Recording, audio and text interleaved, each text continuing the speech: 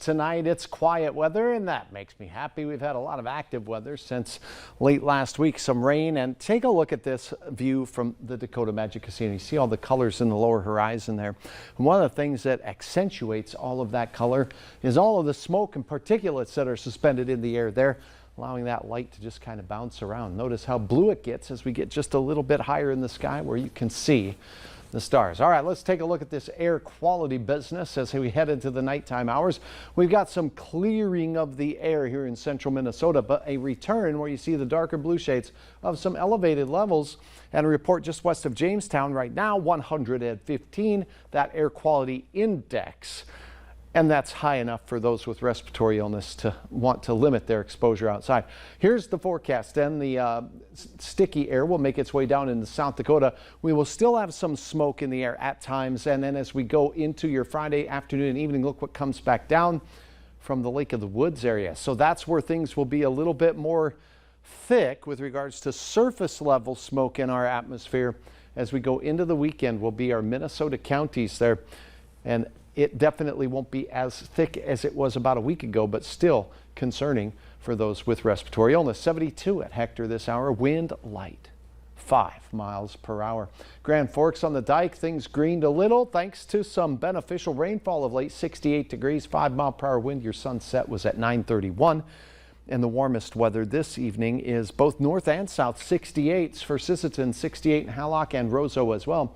Thief River and Grand Forks at that same reading. We have low 70s in Lakes Country for Otter Tail and Becker County right now. Thunderstorms rumbling through parts of central and northwest Nebraska. That trails right back down Highway 76 down into the Denver area. Morning, we're going to see temperatures fall back into the 50s to near 60 degrees. Quiet all night long and mostly clear as well. We'll have a few clouds drifting along the South Dakota border as we go through the afternoon.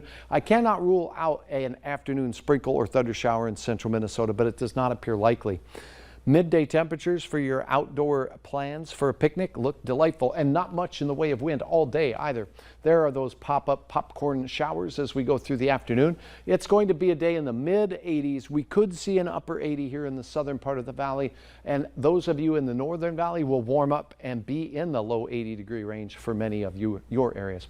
60 to start your morning after a 5:35 in the morning sunrise. We'll have temperatures ramping up into the briefly upper 80s for our afternoon, and a mix of sun and clouds. 79 in Thief River Falls, your snapshot forecast at 5, 83 for Jamestown, and Fergus Falls sitting at 81 degrees. All right, let's talk about the 4th of July. On Monday, if you're taking a long weekend, there will be probably one of our best chances of some scattered showers and storms as a cold front makes its way through. Some of these could be on the side of strong, but they won't be everywhere. Then as we go through the overnight hours, we could see some rumbling into the wee hours of the morning on the 4th of July.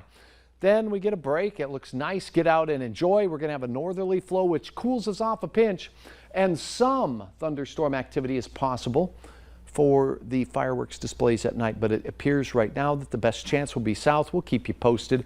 We'll be in those low 80s here for many in the valley. Some may be in the 70s up north. All in all, a few storms as we just showed you. Have your Valley News Live weather app handy. We'll keep you ahead of any of those storms as we celebrate our Independence Day. We always have, well, fitting videos.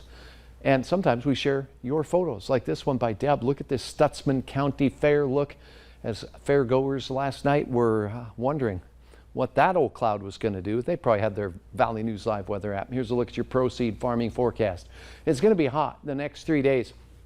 Upper 80s, and we should start tallying a few 90s and add those to our 15 days so far this year. Monday, another hot one, then that storm chance comes through. Spotty thunderstorms on the 4th of July, and we do cool off into the mid 80s and even cooler as we go through midweek. The following weekend, the 8th and the 9th, Saturday and Sunday, that would be, for those of you who are wondering, temperatures return to near 90. It starts July on Saturday. Isn't that amazing? That's wild. It is. Yep. Thanks, Hutch. Yep.